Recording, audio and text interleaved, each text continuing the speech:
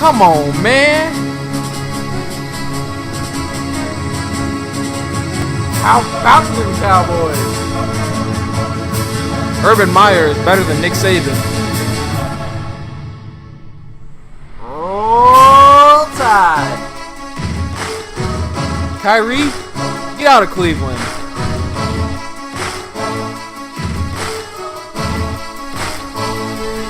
What you mean? LeBron is the best overall basketball player.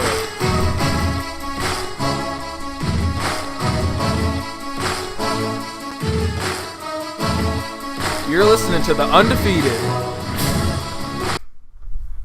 Welcome back to The Undefeated. Both of us are in the house today. Yes, this is Tyler. And I'm Mario. And we do have a guest joining us at the desk today throughout the entire talk by the name of Leon Hurst. Hello, everyone. We have plenty to cover today. We are talking about Deshaun Watson and how he had a phenomenal preseason debut. Also, we are talking about which NFL coach is on the hot seat and who has the best chance of making the college football playoffs, because we already know that's the question heading into the season. Remember to contact us through our Facebook page at Undefeated, Tyler and Mario, or you can contact me through my email at tylerhurst20@yahoo.com. So to start out with today, just on Friday, the NFL suspended Ezekiel Elliott for 6 regular season games. He will not return until he plays the Washington Redskins. He does have the chance to appeal in the next 3 days, which he's planning on doing because his investigators are upset that he got this suspension. And according to the NFL Council and according to ESPN, this is the statement released. We are of the view that there is substantial and persuasive evidence supporting a finding that Elliott engaged in physical violence against his accuser on multiple occasions. So, Mario, I'm going to let you start out with this since you're a fan of Ezekiel Elliott. Did the NFL do the right thing, and are the Cowboys in trouble at the start of the season? See, I think they did do the right thing with that because domestic violence isn't okay, and like a bunch of little kids look up to a player like Ezekiel Elliott, and he's pretty well known, and that just gives him a bad rep and make it people think it's okay to hit women and stuff. But honestly, I don't really think they're in trouble with it at the start of the season because they also have Darren McFadden, and he's a pretty good back, and Dak Prescott, he's a pretty good quarterback, so I feel like they're not really going to be in too much trouble on offensively, but yeah, I do agree with the league's decision on suspending him. I would concur with that. If you think about it, you have, if you go back and you look at Ray Rice, he's totally done from what he did. Well, all is fair to Ezekiel Elliott. Actually, he's probably getting off a little bit from what he did. He knows he did it, yet they want to come back and try to appeal against it. I believe he is guilty, and he's just fighting against it because he doesn't want to ruin what type of record he's gotten already through the NFL. But you got to think about it. Little kids hear about this, they see this. Well, they know what happened to Ray Rice. People at our age, everybody. I believe it's a fair deal. I think he needs to go with the suspension, and then when he comes back, hey, maybe he can pull a Tom Brady and be the best for the season. We'll see what happens. I mean, I'm going to have to agree with both of you. I think the NFL absolutely made the right decision. Elliott, on multiple occasions, had problems throughout this offseason. The stories were covered throughout the year over Ezekiel Elliott. From a bar incident to a boat lifting a woman's shirt to now his former girlfriend releasing all this information. Thompson, his ex-girlfriend who released this information, claimed that he physically harmed her 5 times a week. See, with the ex-girlfriend thing, it could be like, I'm not defending him at all, but it could be like that she's mad that they're broken up and she just wants to get back at him and try to ruin his career or something like that. That could always be the case. But definitely could. I mean, the thing is, Ezekiel Elliott was never charged with crime. So this is why he's not in a case like Ray Rice, like Josh Brown, but why he's not out of the NFL right now because he never got charged with crime. However, if he really did do this and supposedly the NFL finds that they found enough evidence, maybe he should be. Something tells me that he is guilty, though. This is like the 3rd, 4th time that he's done something. Well, it keeps on occurring, so I believe that it's probably true. See, I think he's probably guilty, but he could probably get off if he's been accused like 3 or 4 times and he just keeps getting off because he has the money to pay people off or afford the great lawyers or make the women think or get their stories mixed up or something. And it's just not really fair to them if that's really what's happening. Yeah, most definitely. I just think no matter the player, the person, whoever you are in the world, it's just never right to do something that is domestically violent. It's never okay to harm a woman if you are a man. Like I said, Ezekiel Elliott has a chance to appeal this decision within the 3 days, and his investigation crew obviously is extremely upset, just like any other investigation crew would be, because they felt that they have come to a decision that she lied and her injuries were not from Ezekiel Elliott and they were just happening to her throughout the week. I just think that nothing was really consistent throughout this entire investigation. It took far too long. I don't think it was ever fair to Ezekiel Elliott that it took this long. I mean, it's been a whole year. It happened last July 2016. And we just now came to a decision on Ezekiel Elliott. Yeah, like you said, it's not really fair. It's really not fair to either one. Like, whoever's really telling the truth, it's not really fair to them. It's just really a big mess, and they just need to be quicker about it and just... I think after everything Ezekiel Elliott did, the NFL clearly did the right thing. There's just too much stuff going on in the offseason with Ezekiel Elliott with his immaturity that he deserved this 6-game suspension, because otherwise the NFL would get a horrible look. Yeah, bottom line, he just needs to grow up. The NFL seems to do that, in my opinion, with trying to hold things back and wait. And I mean, how long does it take to collect evidence and get what you need and so forth? I know that they withhold evidence for a long time, and NFL, it seems like they stall on a lot of things, but why keep a player held back that long from knowing whether or not they're guilty or not guilty? And bottom line is, he's guilty. Yeah, and we'll find that out in court whenever him and his investigation crew get there. But when it comes to the Cowboys starting out the season, they're without him for the first 6 games. We know Ezekiel Elliott's a top running back in the league. However, I think the Cowboys are going to be fine. They're going to be fine in the NFC East. I think they're going to go a solid 4-2 without Ezekiel Elliott. With Ezekiel Elliott, I think 5-1 because they have to play the Packers early in the first 6 weeks. But they have Darren McFadden, they have Alfred Morris, and Ronnie Hillman's not great, but he's a decent third string. I think they're going to do fine. Yeah, I do agree with you. Like how with the record they're going to go at the beginning of the season. Also, like all teams are really like kind of slow starting out the season anyway. So it's just going to put lots more pressure on Dak Prescott. Yeah, and Darren McFadden. Bottom line, not deflate gate, deflate violence. Bring a change to the game. I just see this is the Cowboys' hard games without Ezekiel Elliott. If this suspension holds up, they have the Giants in the season opener. I think they're going to lose. Then they have Green Bay. I think they're going to lose. Can they lose against the Broncos or Cardinals? Certainly can. Broncos have the best defense. Cardinals, they can show up every now and then. It's going to be interesting. See if they end up 3-3, but I think they can go 4-2. No. You're wrong. They got Darren McFadden from the great Arkansas Razorbacks. He will come out and prove what he can do when Ezekiel's not there. It will happen. The only reason why it will happen is because that offensive line. Yeah, that offensive line is damn good. Ezekiel, he got what he deserved. The NFL did the right thing, and I think all in all, the Cowboys, just because they have a great offensive line, I think they're going to be fine. So what else happened on Friday was the Bills traded a star player, Sammy Watkins, to the Rams.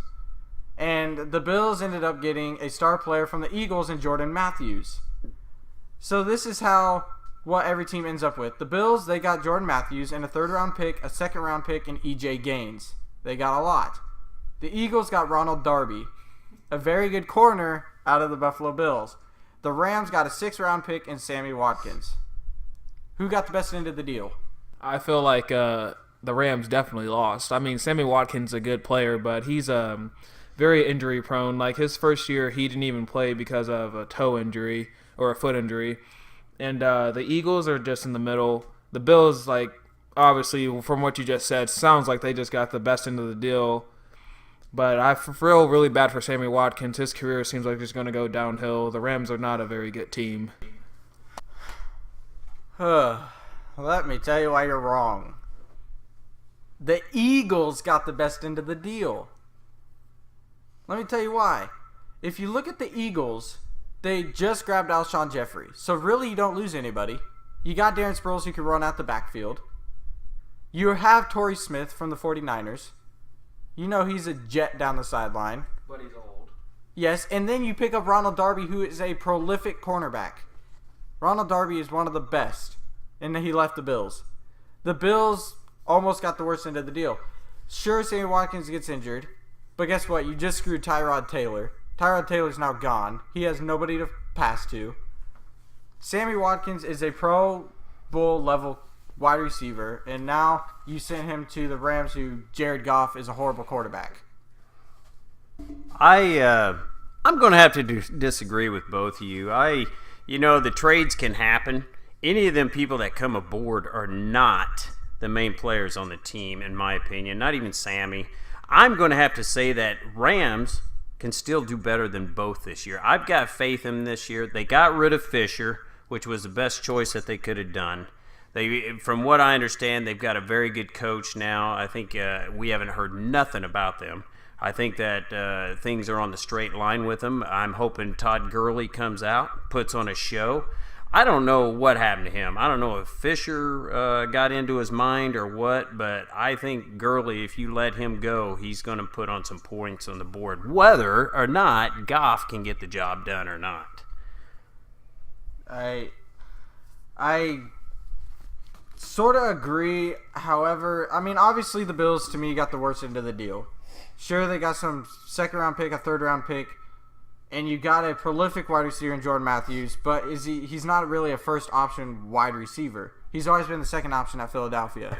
But maybe he'll be the first option at the Bills. Oh, he's going to have to be now because the Bills don't got anybody. And also with their picks that the Bills got, you never know what you can get out of the second round or the third round. The rounds really don't matter with players. It's just about who has more heart. You could get a hell of a second-round player and just outshines a first-round player. I mean, to me, the Bills, I think it was almost a smart decision by getting rid of Sammy Watkins because he is injury-prone and he hasn't played many games in the last 2 seasons. However, you kind of got to take that chance and keep him because that is who Tyrod Taylor likes passing to. And now you're going to lose a quarterback. But if you're really good, if you really think about it, if you're a good quarterback, you can pass to anyone. Like, just take Tom Brady, for instance. He can literally make any wide receiver into a superstar. So it really is just about how good the quarterback is with his wide receivers. Also, they have to be able to catch, but still, I think the Bills, I think they got the best end of the deal. I feel like they're going to be good. Well, decent, I should say. But I'm pretty happy that Sammy's out of there. Yeah, no, Sammy's not gonna. He's never making it to the Pro Bowl now. Jared Goff. So I think the Rams need a new quarterback. Yeah, Jared Goff. I know I'm not giving him time, but but he's the only rookie. He's not confident with the ball. Yeah, he's the only rookie that hasn't shined. Every other rookie quarterback, Carson Wentz from North Dakota State, has done better than him. North Dakota State. Bring on Kaepernick. That if you're the Rams, you need Kaepernick. Instead, you signed Dan Orlovsky. Hey guys, I would say that even Kaepernick, just by his records, like they say, he's in the top 30 quarterbacks, and no doubt in our minds. But you know what? If you brought him on, you put him on the Rams. I can only imagine with what someone like Steele could do. I mean, he even played fairly well last year. So, I mean, they've got a couple good little second-choice wide receivers, but I think the Rams could come out on top if they had the right quarterback. Well, that's really all any team ever needs is a good quarterback to get the team going. Yeah, and that brings me back to the point of confidence with Jared Goff is he doesn't have it. He looks scared when he's under the pocket, and that's what leads me to the next question is Deshaun Watson. Preseason opener, he comes out 15 for 25, 179 passing yards, and a rushing touchdown versus the Carolina Panthers. So should he be starting over Tom Savage? Those are all good stats, but and to me, the preseason, it's like you can't really count it because the preseason the starters aren't playing. It's like the summer league for NBA, but you can't go off what you see in the preseason because all the starters don't play all the time. Third stringers and people you don't really hear about play. So it's like you can show off against people that aren't very good compared to the starters. That's easy to do. It's hard to show up every single game, every single day against the starters. But I mean, I'm not knocking him that he's not good. He's a good player, but I don't know if he's ready to start in the NFL yet. I'm going to have to slightly disagree. I'm going to say honestly, people, Tom Savage. Who in the hell is Tom Savage? I mean, really. Touchdown pass. Seriously, I have not heard nothing about him last year, and all of a sudden I hear Tom Savage over Deshaun Watson. Are you crazy? No. I would put him up there. He showed Alabama's defense of what he's made of. I think, all in all, he would be very good for the Texans to start. Yes, let's go back to that Alabama. He took Clemson to the national title in his last 2 years at Clemson. He beat Alabama's defense, who everybody called an NFL caliber defense 2 years in a row. Let me remind you of those stats. Last year, 420 passing yards, 3 touchdowns. His first year against Alabama, 405 passing yards for 4 touchdowns. Tell me that is not a confident quarterback in the pocket. Deshaun Watson, he can run, he can pass. To me, he's everything you want in a quarterback. He is the next Mariota or Jameis Winston coming up in the league. See, like I said, I'm not knocking his talent. I just think he's not ready yet. Like I said, you can go off against 4th-string guys. Anybody can do that. Yeah, but let me remind you, Tom Savage doesn't even have a touchdown pass in the league. Mario, remember, Dak Prescott, look what he did his first year. Outstanding. That's the thing. If you are Houston, don't you want to move on with a quarterback that you can grow and a quarterback that is showing signs to be the potential of someone like Dak Prescott? See, you know what I think? I think they just want somebody who stays in the pocket. Deshaun Watson can be a pocket passer, but he runs a lot too. I don't think they want that because if you run a lot, you have a better chance of getting injured, and then they have no option. Then they really have to just only rely on Tom Savage. So I feel like they want to just train him not to run as much, and then once he just is comfortable with just standing in the pocket and occasionally stepping out of it, then they'll give him the opportunity to take Tom Savage's spot. Mario, I do agree with that on that behalf. I'm hoping that they're getting him trained to be able to stay in that pocket and not run so much. Could he be another RG3? He could come out and get damaged his first season. That could be it for Watson. But you know what? I think he's a little too smart for that. Yeah, Houston has the best defense, arguably alongside the Denver Broncos. They have J.J. Watt, Jadeveon Clowney on the line. They have great leaders on the defense. And then combine that with they're in the worst division in the NFL. Everybody knows that. It hurts me to say I'm a Titans fan, but the Houston Texans should easily be coming out on top in their division. I only say that because they have the defense. They have a prolific wide receiver, DeAndre Hopkins. They have a decent running back in Lamar Miller. All they're missing is a good quarterback. I believe you can grow Deshaun Watson to be that kind of quarterback. He is the next Tom Brady. Man, that's a really heavy statement. You cannot start Deshaun Watson off the bench like they did with Jared Goff. Now look at Jared Goff. He's scared to stand in the pocket. He is the worst quarterback in the league. I'll take Christian Hackenberg over Jared Goff. I would say this, that honestly, I'm boiling it down again. Who in the hell is Tom Savage? I am coming back with Watson all the way. That guy is just impressive. I mean, his statistics, he showed it. He knows what he can do. He's a very smart thinker on the field. If they've got him trained to stay in that pocket, stand by Dallas, anybody else, Dak, who cares? He's coming. Watson just has the mindset of being a champion. That's the bottom line. All he's done at Clemson is win. That's what he will do with the Houston Texans. Tom Savage can't even get a first-round win in the playoffs. Matter of fact, if he starts this season and he plays throughout most of the season, the Houston Texans are not going to make the playoffs. See, I feel like I'm going to sound like kind of a hypocrite, but I feel like that's what the Houston Texans are going to do. They're just going to screw their season over with starting Tom Savage, and then they're going to put in Deshaun Watson in the middle of the season when it's too late, and then it's just they're not going to do very well. Yep, it'll come around just like the Rams. If they wait too long, they're going to put in a scared player after he's seen what happened to Savage, because I'm sure he's going to go down. It ain't going to take too long. It's going to be just like Jared Goff. He's going to be scared out of his wits if they don't get him started and get him playing on that field. I mean, because let me review this division real quick. Right now I have the Titans coming out of the division, no doubt, because they have the best offense. But I will certainly be scared if Deshaun Watson starts at the Texans with that defense. Andrew Luck right now is not 100%. I don't know if he'll ever will be because the Colts do not know how to build an offensive line around him. And the Jaguars, they've been horrible for years, and they cannot find themselves a quarterback that can throw more touchdowns than interceptions. So they're not even in the talk. But the thing is, the Texans need to be coming out on top of this division with that defense. So start Deshaun Watson.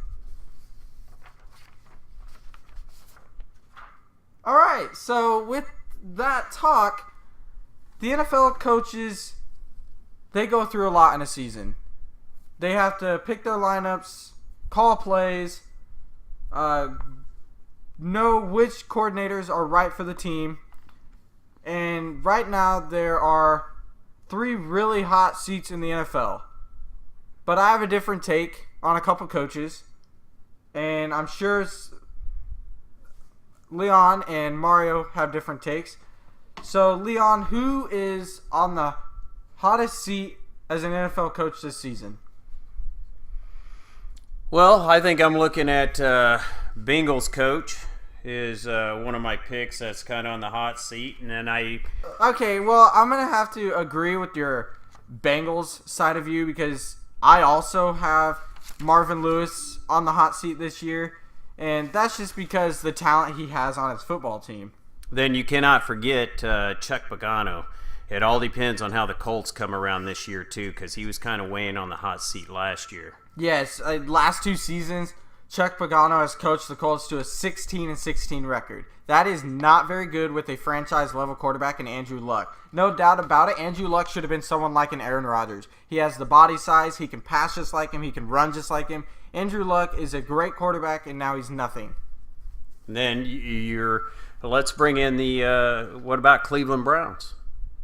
Hugh Jackson, the thing is with him, I don't think he's going to get fired this quickly because the Cleveland Browns just had a great draft. Everybody knows it. They picked up 3 first-round picks, and that's really going to help out their defense and offense a little bit with the Miami tight end.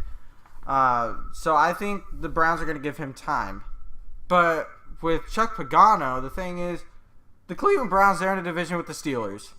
So that's hard to beat. But the Colts, once again, they're in the weakest division in football. And they're missing the playoffs consistently. So that's also what's hurting Pagano. I think Pagano, he started out great as the Colts head coach. But now with reoccurring injuries with Andrew Luck, I think that's just hurting Pagano's job security. Considering the GM had problems because the draft was not handled properly. And they weren't drafting offensive linemen to help out a top quarterback in the league. I just think right now with Andrew Luck not being able to start a couple of games throughout this season, I think they're going to start anywhere around 2-6 or 1-4, and Pagano could be gone in the beginning or middle of the season without a doubt. Okay. Well, Tyler, give me your take, and Mario too. What do you guys think about the possibly the Jets and Bills even running into that problem too? Bills, I almost feel like are in tanking mode like the NBA does. Now that you got rid of Sammy Watkins, you pick up Jordan Matthews. Like I said, you're screwed Tyrod Taylor. Pretty much he's going to be gone as a quarterback, so you're almost in tank mode, and you just want those really high draft picks. So Bills, it's kind of a hard decision. They just got rid of Rex Ryan last season, and they just got the new one. So I feel like the Bills are going to be okay. But the Jets, I also think are going to be okay because everybody knows Todd Bowles is one of the best defensive-minded coaches in the NFL. And to be honest, look at his team. What does he have? A defensive line with Muhammad on there? That's about it. Their number one wide receiver, Quincy Enunwa, just got injured. He's out for the rest of the season. They don't have a quarterback because for some reason they are not picking up Colin Kaepernick. They don't have a running back. Besides their great draft pick, Jamal Adams, what do they have in coverage? So I feel like the Jets are going to give Todd Bowles a run for his money.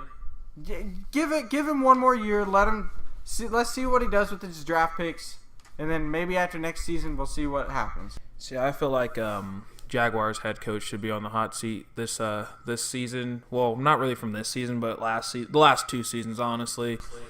But how can you say that? Because really, it's Blake Bortles' fault why they're failing. Yeah, but a good coach, you got to be a good coach to coach your players out of a slump.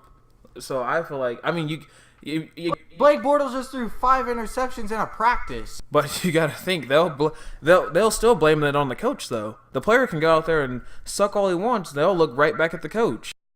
Mario, I do kind of agree with you. I was thinking about them on the side too, Jacksonville Jaguar. If they do not pull it together this next year and get a quarterback that can do worth a darn for them in the pocket and be able to throw that ball without throwing hundreds of interceptions within a season. Come on, really? I mean, Blake, you had it going on here a couple years ago. I even had you on my draft team, and you put up numbers. Last year, what in the world happened to you? Once again, Jacksonville coach needs to make sure he gets things going for that team, or he could be in trouble. The thing is, I think what the NFL understands, or what the GM understands, is the Jaguars have been horrible for years. So to turn it around, you need a coach that's going to stay there consistently. That's kind of what the Browns are doing with Hugh Jackson now. You need a coach there consistently. That's almost like what happened with Texas and Charlie Strong. I think you fired him too soon because now all of a sudden Tom Herman's stuck with all these top recruits. So I think the Jaguars are going to give Doug Marrone some time.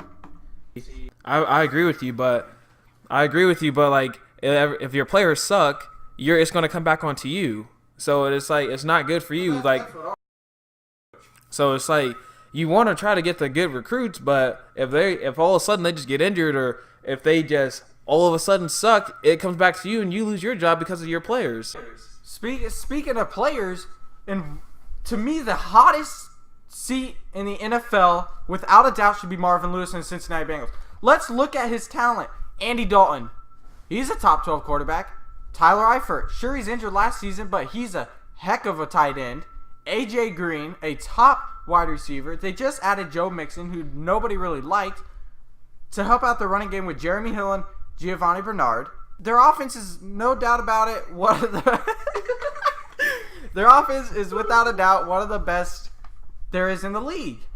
And yet, Marvin Lewis cannot coach his team to the playoffs. He can get to the playoffs, but he cannot win. What is up with that? I just feel like they just choke in the last 2 minutes of the game. Sooner or later, this GM's going to get sick of making it to the postseason and losing the first round. Marvin Lewis is going to be out. Next thing you know, Marvin Lewis is going to go from making millions of dollars to working at the cash register for Burger King. I don't know if it'll be that drastic, but yeah. Really, if you think about it, any team that sucks or has a bad season, their coaches automatically get looked at. See, do you have a surprise coach? Honestly, yeah, Sean Payton, surprise coach of the year.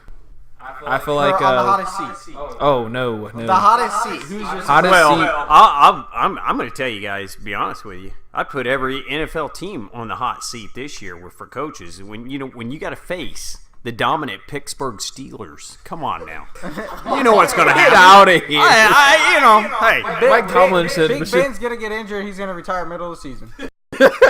You could be correct, but I don't know about it. I think AB is going to request a trade to the Saints, and then back to seriousness. My surprise coach is Jim Caldwell from the Detroit Lions. The reason why is because he plays in the very tough division with the Packers, the Vikings, and who really cares about the Bears?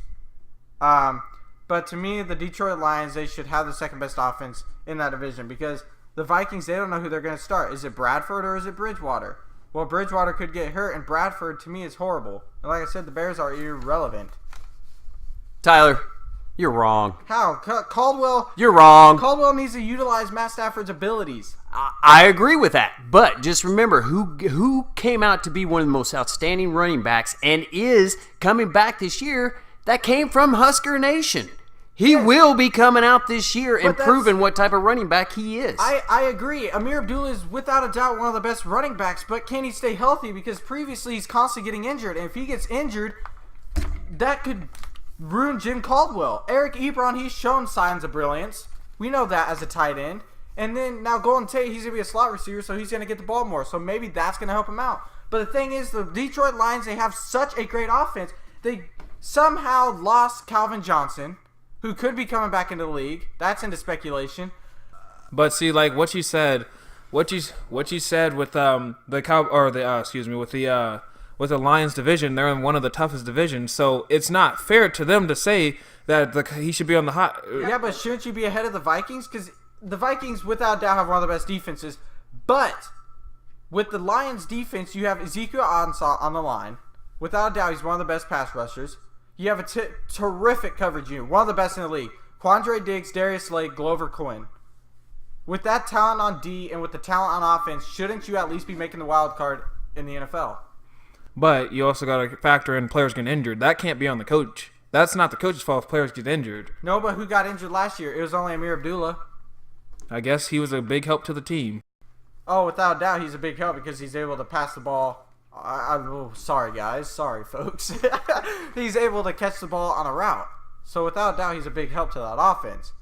So just like that, you take out one of your stars, and then you're scrambling for other players and forcing passes that shouldn't be forced. So you can't really. All the coach can do is adjust to a player being injured. He can't fix the whole offense or quickly try to bring in a new player. If your best player or one of your best players goes down. Bring back Megatron. See, Megatron doesn't want to go back to Detroit, and I don't blame him. He actually wants to go to I heard he wants to go to Raiders actually. Yeah, everybody wants to go to Raiders because they're the upcoming team. That'd be a super team.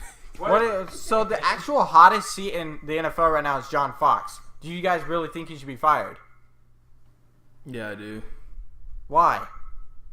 They just drafted a number 2 overall quarterback, so why fire him after this season? Right now, Mitchell Trubisky's a third string because they want to rest him like they do with Jared Goff.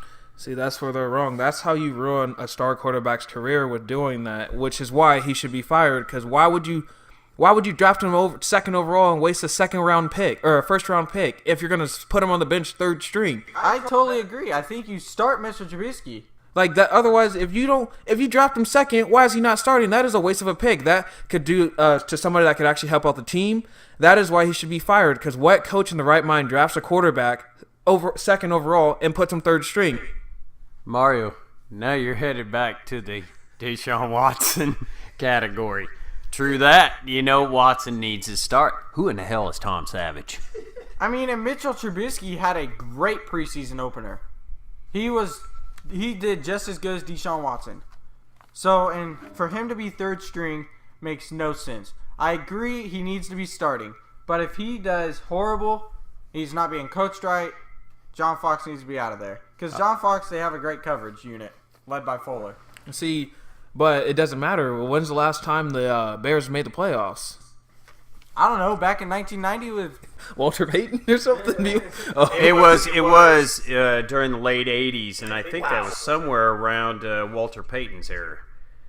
We know Jay Cutler didn't get him there. No. John Fox, too, if you're going back to it, I mean, he was one that coached Denver, correct?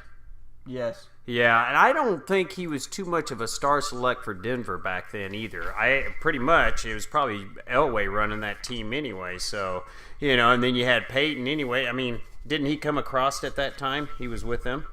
Yes. Okay. Well, we'll see what Fox can do, pull out of his pocket this year, see if he can accomplish a mission, and if he does, well, let's keep him around. See, I feel like they're just like using his legacy to like they're using his legacy as an excuse to keep him as a head coach at the Bears, which is not a smart decision. It's almost like the Bears to me though are kind of like in a situation with the Jets. Yeah. They don't have anybody. Yeah. So give them a year. Yeah. Wait to get Mitch Trubisky in his second year. But third string though, that is just such a waste of a pick to me. That is, oh man, that is just like honestly the dumbest thing. Why would you? What was the point of even drafting I think him? everybody agrees with you. Mike Glennon came out in his first game 2 for 8 for somewhere around 50 yards, and Mitchell Trubisky passes over 100 yards, over 60% completion rate, and passes for a touchdown. Why is Mitch Trubisky now not your starter? Let's trade him to Jacksonville. I wouldn't be surprised if that happened. The league is all sorts of. Matter of fact, let's go to the South. Who is winning the NFC South? This is the biggest, most toughest division besides the NFC East, with the Saints, the Tampa Bay Bucks, the Carolina Panthers, and the Atlanta Falcons. Who do you got winning?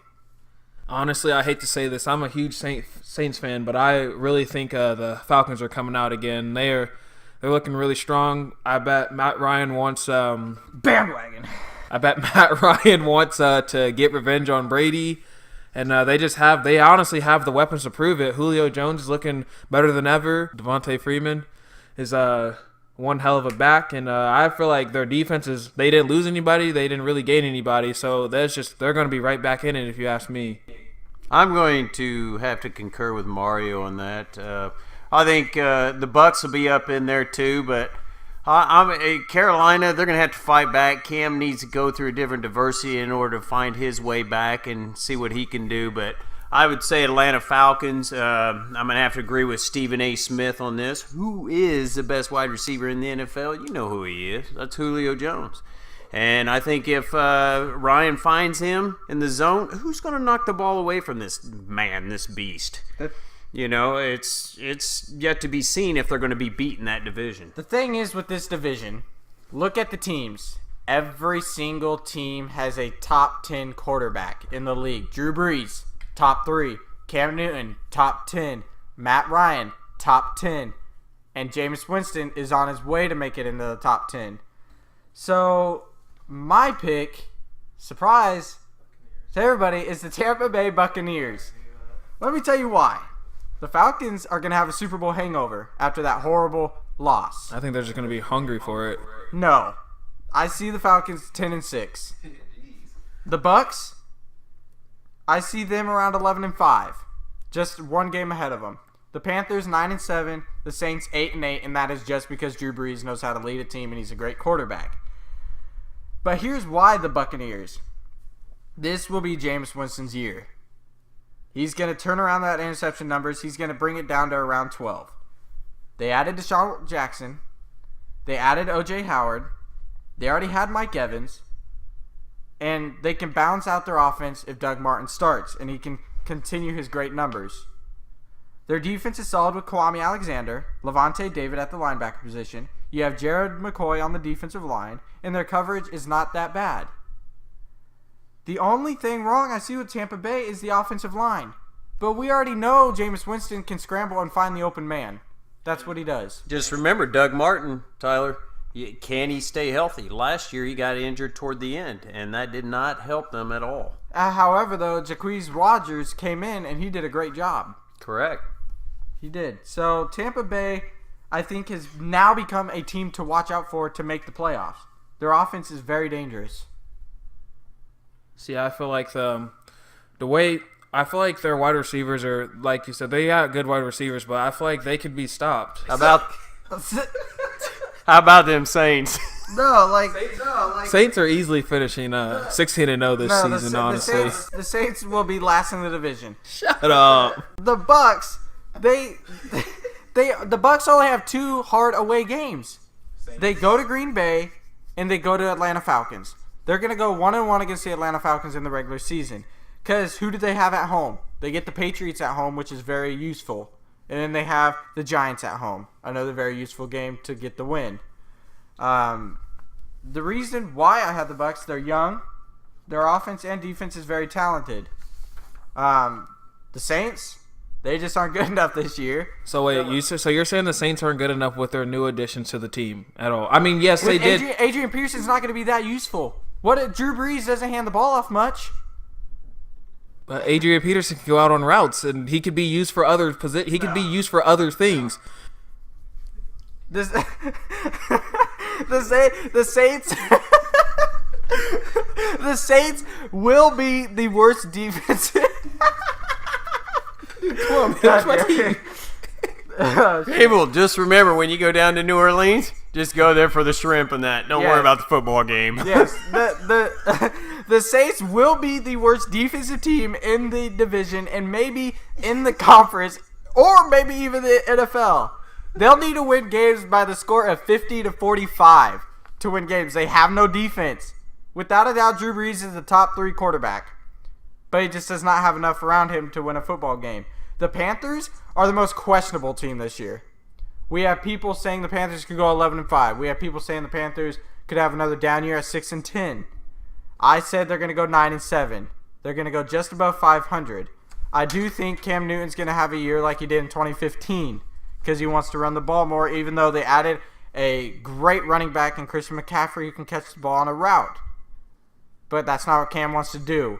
Cam wants to run. Their defense can still be solid, but I do not think they have enough coverage on their football team to hold up with Jameis Winston in the Bucs and Matt Ryan in the Falcons.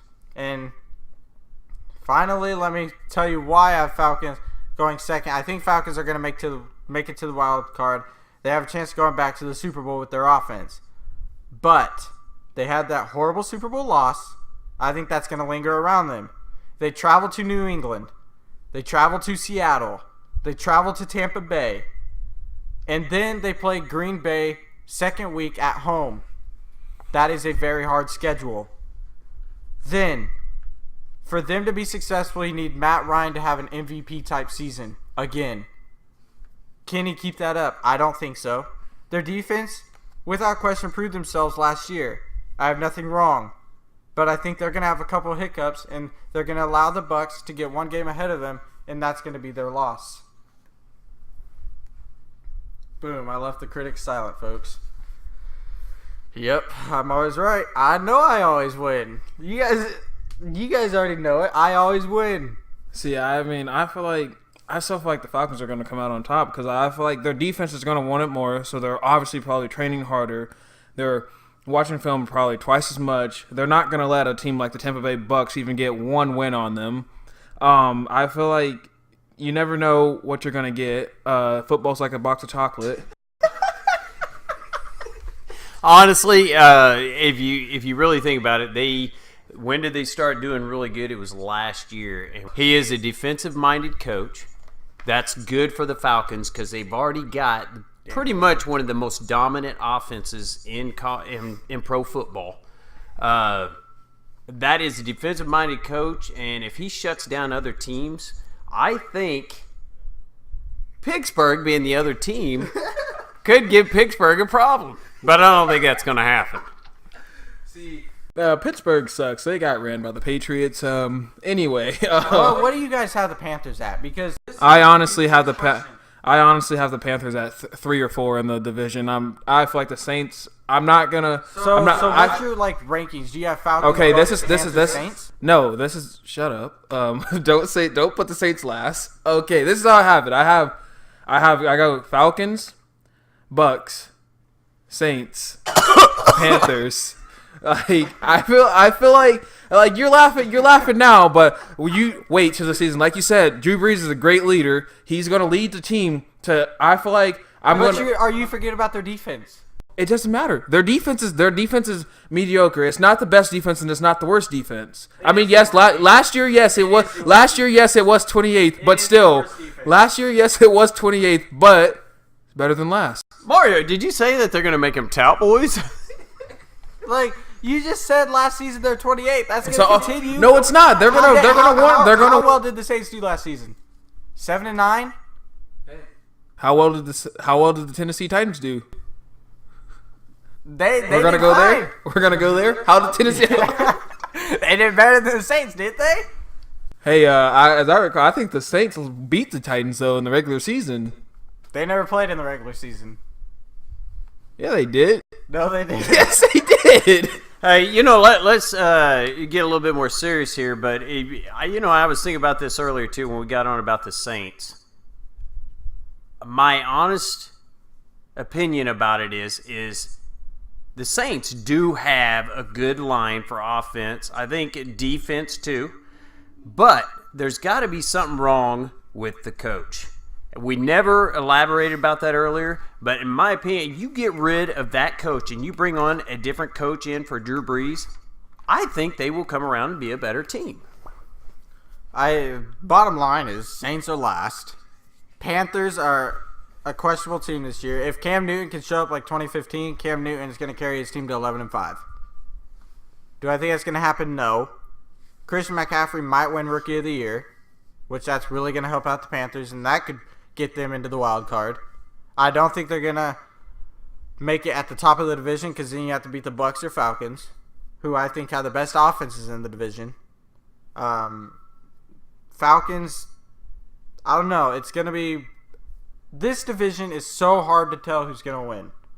Seriously. It really is. Tyler, you come on with a fact about Rookie of the Year. I'm sorry I had to bring it up, but I'm going to disagree with you on that. I don't even give him tops. If they're smart and they don't play this Tom Savage, I think Watson's going to get that Rookie of the Year. Who is McCaffrey? McCaffrey is about to be the starter for the Panthers. You think he's going to start over? Jonathan Williams wants him to start. Really? Yes. Jonathan Williams says the amount of work Christian McCaffrey puts in on the practice field, he's literally first guy in, last guy out. McCaffrey is nothing but hard work. We just don't talk about him because what is his skin color? He is white. If he was a black athlete, like someone like Adrian Peterson, like someone like DeMarco Murray, or Ezekiel Elliott, remember how much we were talking about Ezekiel Elliott when he came into the league? Why is no one talking about Christian McCaffrey like this? Because the team he's on, it's not the color of his skin. Yes, it is. I don't want to bring race into this, but But as a team, I have not heard anything about the Panthers. The only time I hear about the Panthers is if they're talking about Cam Newton. That's it. It's not race to me. Anybody can be good. I just bring the race into it because we do not talk about Christian McCaffrey like we do when Ezekiel Elliott came into the league. Is because the Cowboys are a well-known team compared to the Panthers. Ezekiel did prove himself. If Tyler could be right, if McCaffrey comes into this, when's the last time you had a really good white running back? I'm actually excited for the guy. I hope he does come out and be able to prove everybody how good he really is. Yes. Plain and simple. Moving on to college. We spent so much time in that division. I want to get away from it. That division causes stress. We all know that. With college football, this is even a bigger stress, though. Who's making the college football playoffs? I'll quickly give you my 4 teams. I'll let you guys give your 4 teams. Here's my 4 teams. Alabama, number 1. USC, number 2. Ohio State, number 3.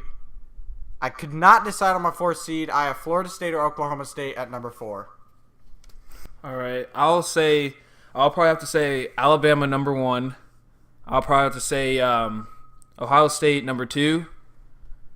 Michigan, number 3. And this is going to surprise everybody, but Oklahoma, number 4.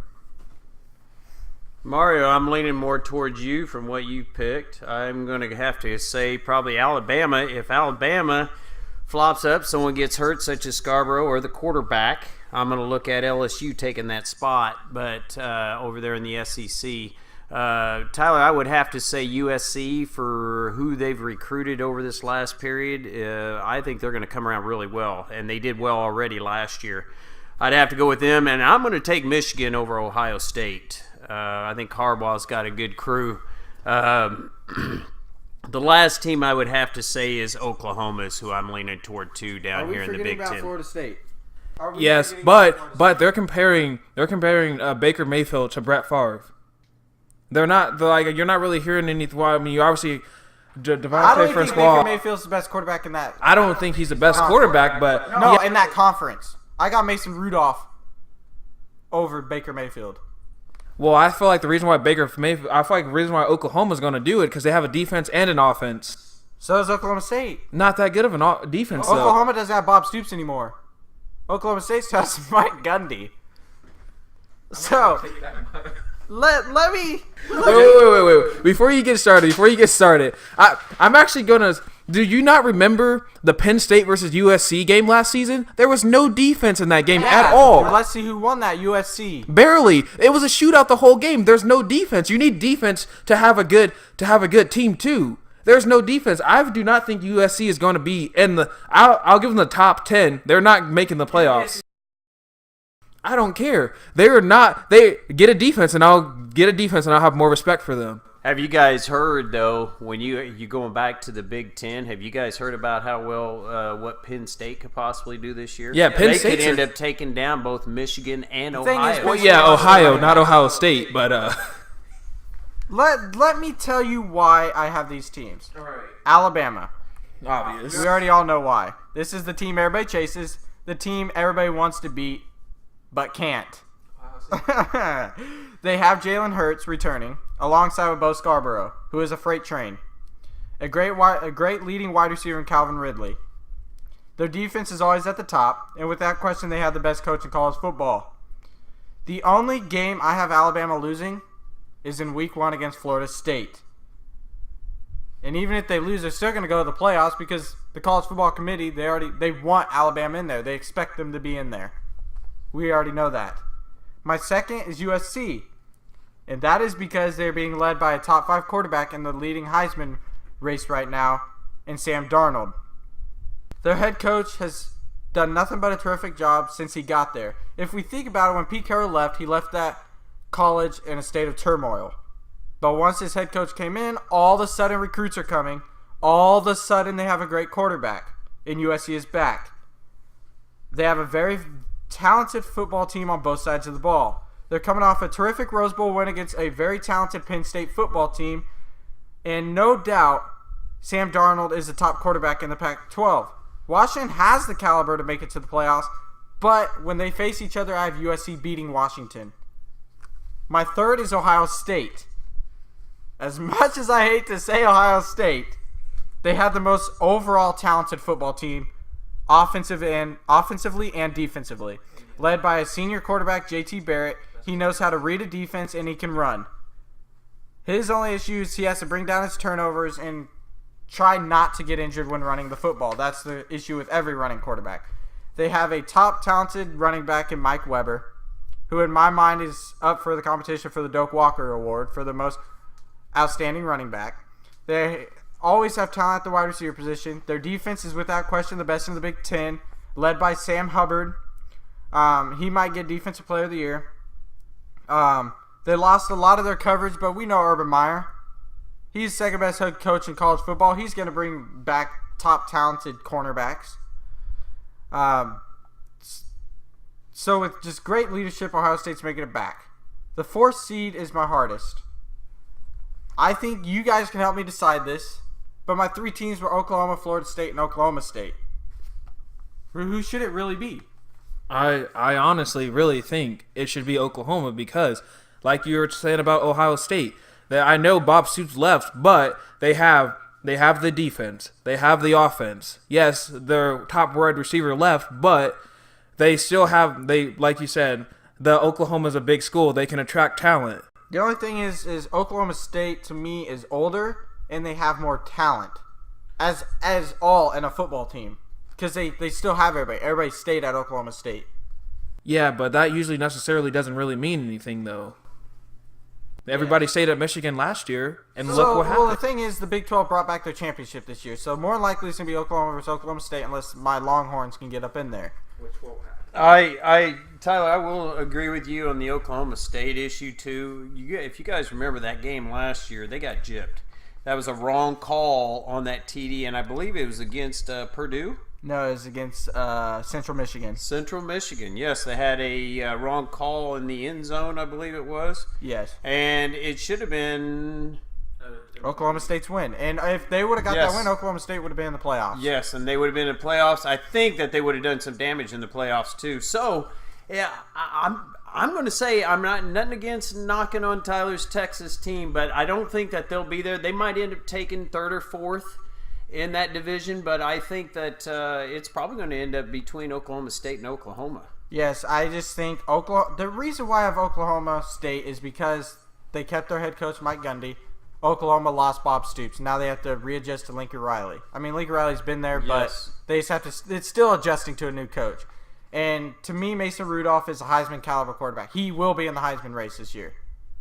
That's my biggest thing with those two. But the thing is you guys seem to be disrespecting Florida State. It's not that I'm disrespecting. DeAndre Francois, by far one of the best quarterbacks in college football. They have the best defense in college football. Do you guys know the name of Derwin Jones? The best defensive safety in college football? Honestly? Who in the hell is See, I'm not disrespecting them. Like, I agree, Florida State's a good team. I just don't think they're a top 4 team. I don't think they're a college football playoff team. Third best head coach, Jimbo Fisher. Yeah, he's a good head coach, but what happened when they faced Louisville? What happened when they faced Alabama? What happened when they faced good teams or more than mediocre teams? They lost. They're going to go fishing with some Fisher. They will have their chance to shock the college football world and beat Alabama week 1. They beat Alabama, they're making it to the playoffs. Without a doubt, Florida State is going to be winning the ACC. They will win the ACC. Yes, I agree. In the ACC, I think that they'll win that. But Tyler, I think when they get down there into the playoffs, whoever they may play after the playoffs is done for the ACC, I think that they will get put out. I think this is going to be the hardest decision for the college football committee because Big 12 brought back their championship. So now you got to choose out Big 10, Big 12, Pac-12, ACC, Alabama. Mm-hmm. We're expecting USC or Washington. We're expecting Ohio State or Michigan. We're expecting Florida State. We're expecting Alabama. And we're expecting Oklahoma or Oklahoma State. Actually, another team to look out for is like a sleeper. A sleeper team to me is probably Wisconsin this year, honestly. They had a pretty phenomenal season last year. Just a few hiccups. They had a huge win in their season opener, and they really, if you think about it, they didn't lose anybody. They lost a couple of guys. They got a strong defense coming in this year. Great recruiting, and I think Wisconsin's probably going to finish probably five or six in the rankings this year. I can agree, but I think Wisconsin's more somewhere around like 11th or 12th because they have to travel to Ohio State. Which is a definite loss. I think that's a loss. Unfortunately, the Ohio State's biggest problem last year was traveling to Wisconsin. And Penn State. Yes, they lost to Penn State. Yeah, but this year... Yeah, but let's just throw Texas in there out of the blue. Texas, they're all rookies this year, and they got a new head coach. So I feel like they're not gonna be a bad team. They're just not really gonna know how to handle like veteran players in college football. So I feel like they're gonna probably finish around last in the division. Kansas is gonna be ahead of them. Be quiet. Be quiet. Let's get off this college football. Let's get off this college football. You're starting to go too far with this. So to end off the undefeated, we're gonna talk about 2 NBA topics. So the NBA had a poll of the early prediction to win the NBA MVP this next season. They had Kevin Durant at the top with LeBron James next, Kawhi Leonard third. Russell Westbrook, Steph Curry were at the way bottom. Who's your MVP? You don't have to ask them.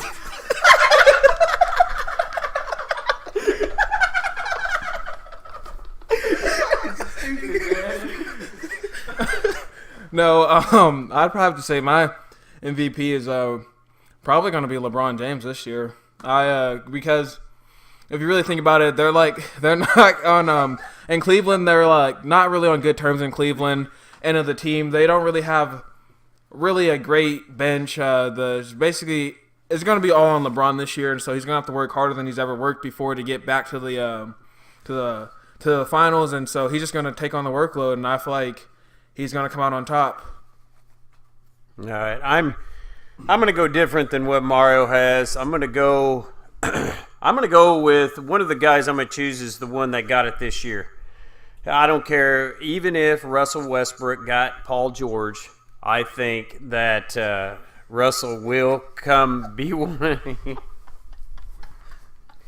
I really do think that Russell Westbrook will be up there on top. I think that Kawhi Leonard is who I am, is my number one pick to get the MVP. He's been shut back twice, 2 years in a row, 3 years in a row to be exact. I mean, defensive player here year before last and the year before that, and he still wasn't in for MVP. I'm going to go with Kawhi Leonard getting the MVP this year, putting out more for the Spurs because he's going to have to. If he does not get it, Russell Westbrook.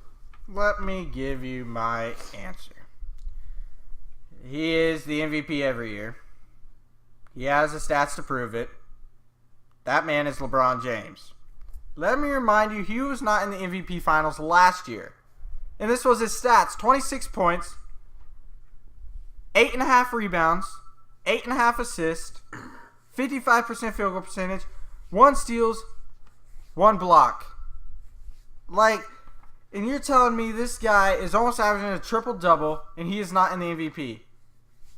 LeBron is obviously the best basketball player we have ever seen at the small forward position. And no doubt the best basketball player in the league right now. If we think about it, who will LeBron have on his team this year? Maybe Kyrie, Kevin Love, Tristan Thompson, Kyle Korver, J.R. Smith, Derrick Rose, other players that don't even matter. Even when I name those 6 players, there's no true standout. There is not a standout. Derrick Rose does not help him one bit, unless somehow Derrick Rose fixed his knees and gets back to the 2011 Derrick Rose. And he's off of the cane.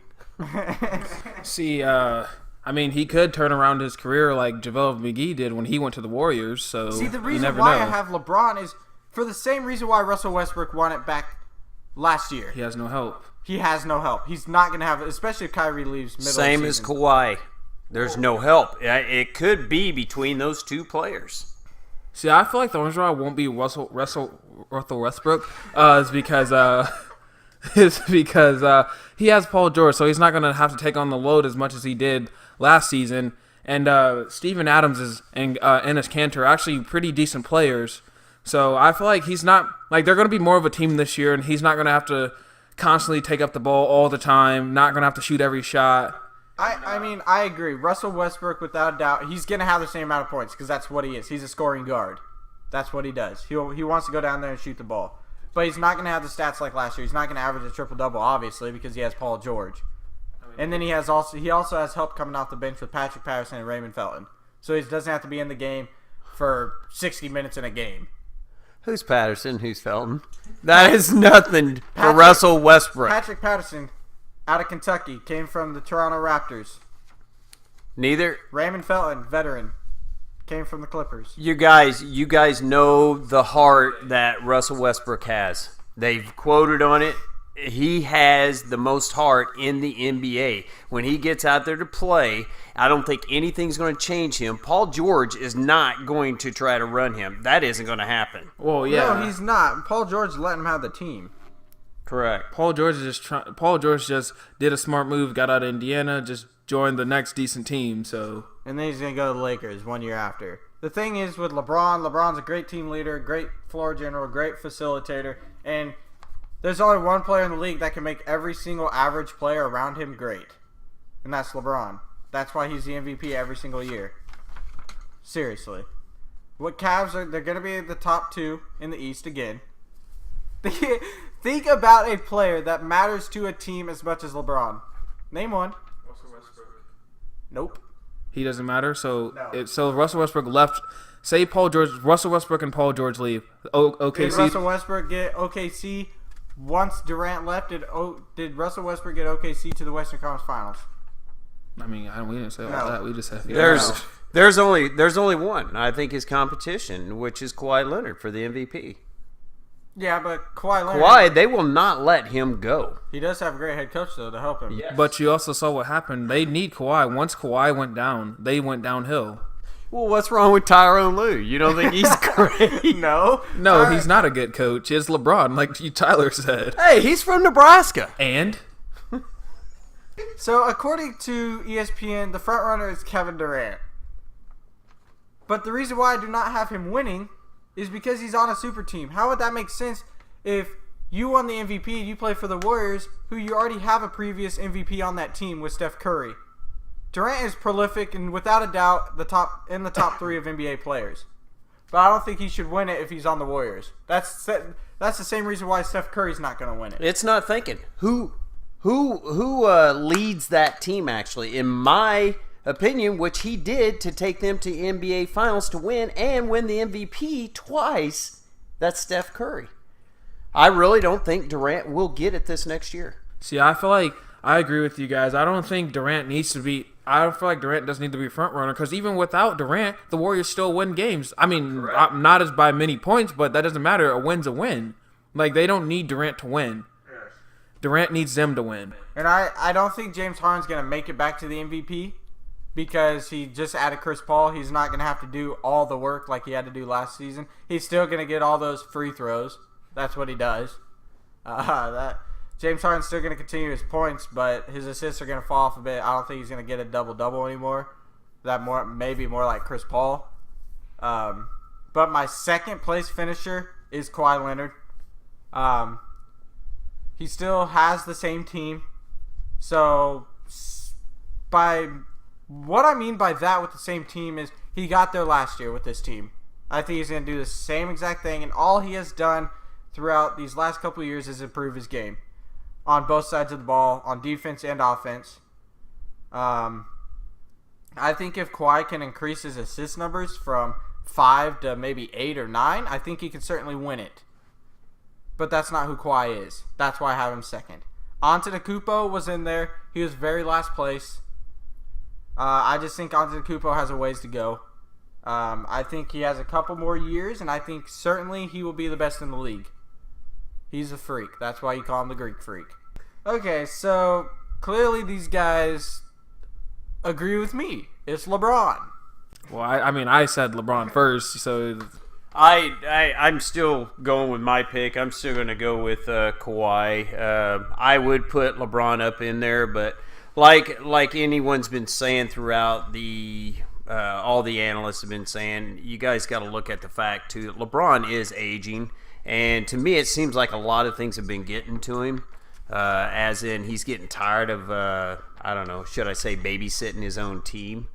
I think he wants out of there, and all he's got to do is get through this 1 year, and he's gone. If he goes and joins Kawhi, it'll shut down the whole league. I think the Warriors will be done then. But he is aging, guys. I mean, you really got to look at that. Yes. I mean, he's aging, but yeah, he's still the best player in the league right as of right now.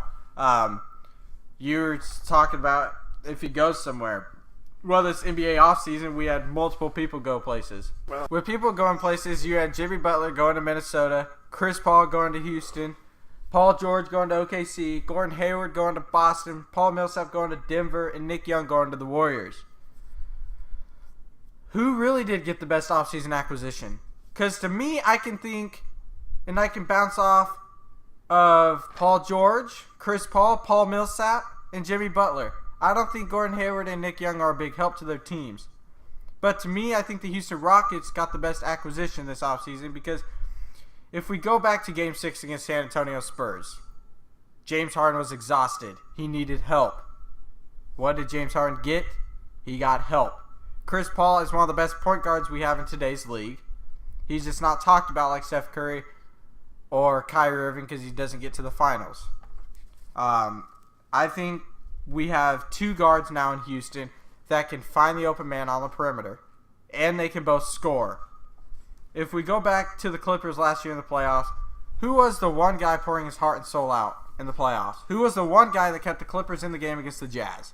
It was Chris Paul. I think he helps out James Harden. He is the best acquisition. Tyler, I do agree with you on that. I would say I'm looking at the best one that I've seen, which I think they done well with who they chose, is Timberwolves. I think with choosing Jimmy Butler, which averaged over 30 points a game, I think he's going to be a big contribution for the Timberwolves. You've already got the other 4 good starters that are on there. I think it's going to be a good season. It's actually going to be hard to say who's going to come out on top. Everybody's choosing the Warriors, but you think about the injuries. You never know. I would have to go with the Rockets. Did well with choosing Chris Paul. You give Harden some help. Oh my. I don't know. They could even beat the Warriors. We'll see. See, I actually agree with you guys too. I'd say Chris Paul is probably the best addition to the Houston Rockets. It's just gonna be if he gets along with Mike D'Antoni.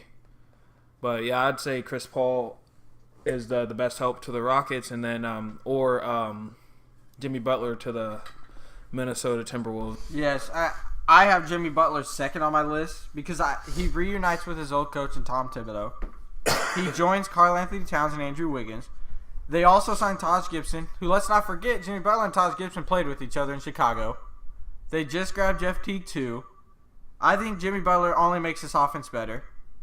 The only issue with me and Jimmy Butler is it's going to be their first time all together. So, and that's technically 5 stars together, so it's going to be really hard to work together compared to just Chris Paul and James Harden. You only have 2 to talk to. So that's my biggest issue with them. Paul George, to me, is a great add to the Thunder, but remember when Russell Westbrook, James Harden, Kevin Durant, and Serge Ibaka were all together?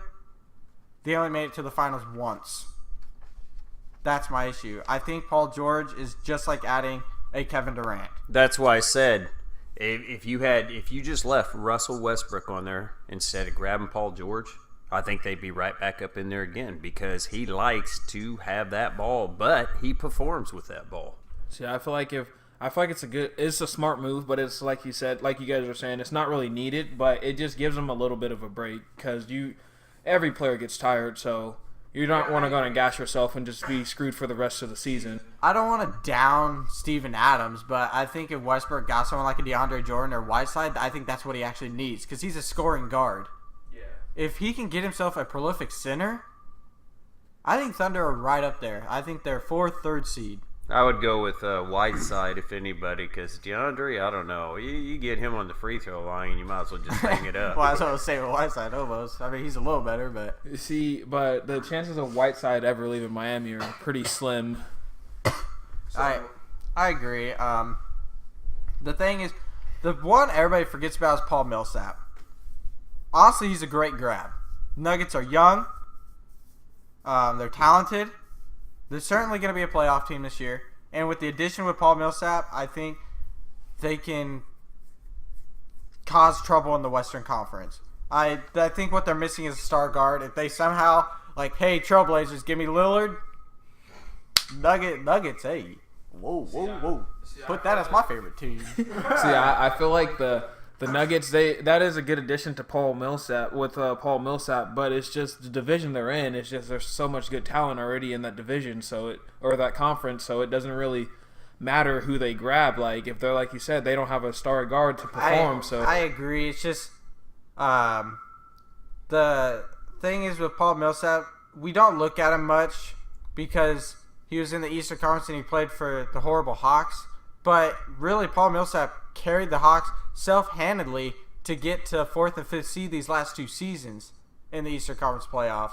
And you add Paul Millsap with a Emmanuel Mudiay, with a Jamal Murray, with a Nikolai Jokic. Paul Millsap, the Nuggets are going to be pretty talented, and I think that was a great grab that they needed. And Nuggets will be great. So all in all, do we all agree on Chris Paul as being the best acquisition? Yep. All right. Well, great. Well, hey, I just want to thank everybody for listening. Stay tuned as we will be debating all the sports news next week. Remember to follow us on the Facebook at Undefeated, Tyler and Mario. Or you can follow us on Twitter at Undefeated, _T_M. Or you can contact us for comments and questions on our Facebook page or my email at tylerhurst20@yahoo.com. Talk to you later. We out. Peace.